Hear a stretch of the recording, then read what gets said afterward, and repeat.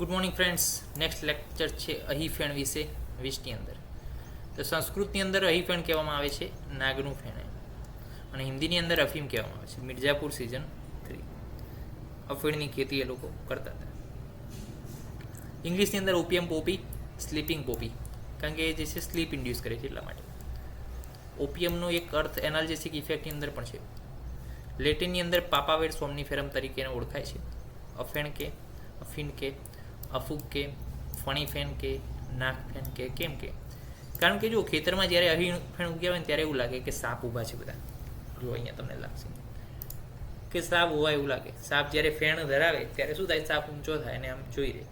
તો એ જ પ્રકારનું જે છે અહીંયા આપણને જોવા મળે છે. જુઓ 2 મિનિટ અહીં.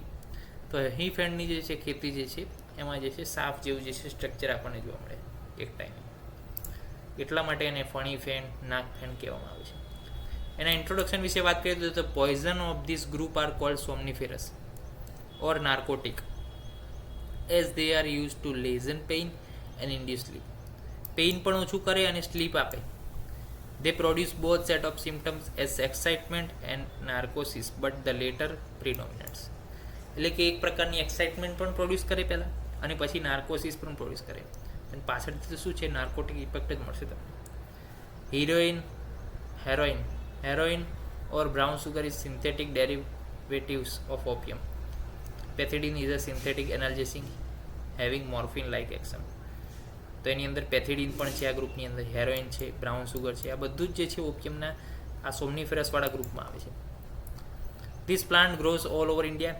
2 થી 4 ફૂટ હાઇટ હોય. લીવ્સ જે છે સેરેડેડ હોય. બિહાર છે, રાજપૂતાના જે છે સ્ટેટ છે, અને સેન્ટ્રલ ઇન્ડિયામાં જે છે ઉગે છે.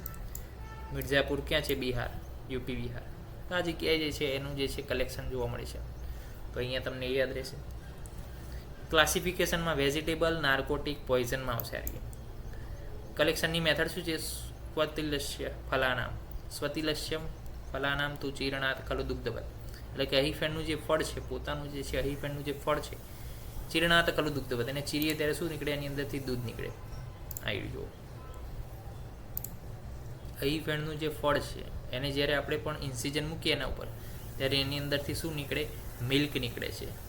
એ આપણને આ ફોટોની અંદર જોઈ શકીએ છીએ. જુઓ, એ જે છે પોઈઝનસ છે. નિર્યાસ હોય, અભિનિર્યાતી અહીફેણ છે વહી. અને જે નિર્યાસ બહાર આવે છે તો એને શું કહેવાય? અહીફેણ કહેવાય છે. An incision is taken on the stem of the opium plant. Latex starts exudating from the incision. This latex when dried collect before sunrise and this is called અહીફેણ. અને એને જ અહીફેણ કહેવામાં આવે છે. હવે એના શોધનની જરૂરિયાત કેમ પડી? અહીફેન is adultery by dealers with many impurity like ધતુરાસ્વરસ. અહીફેનની અંદર ધતુરાસ્વરસ ઉમેરી દે આ લોકો. Hence it has to be purified by the method of નિર્મલીકરણ એન્ડ શોધન. એટલે કે નિર્મલીકરણ કરવાનું છે પહેલાં, અને પછી શોધન કરવાનું છે. આમાં 2 આવશે શોધનની મેથડ. તો એના વિશે આપણે અભ્યાસ કરીશું નેક્સ્ટ લેક્ચરની અંદર. તો જરૂર કેમ પડી? કારણ કે ધતુરાસ્વરસ ઉમેરતા હતા. હવે શોધન કઈ રીતે કરશું એના વિશે માહિતી મેળવીશું નેક્સ્ટ લેક્ચરમાં. ત્યાં સુધી જય હિન્દ, જય ભારત, જય આયુર્વેદ, જય ધન્વંતરી. નમસ્કાર.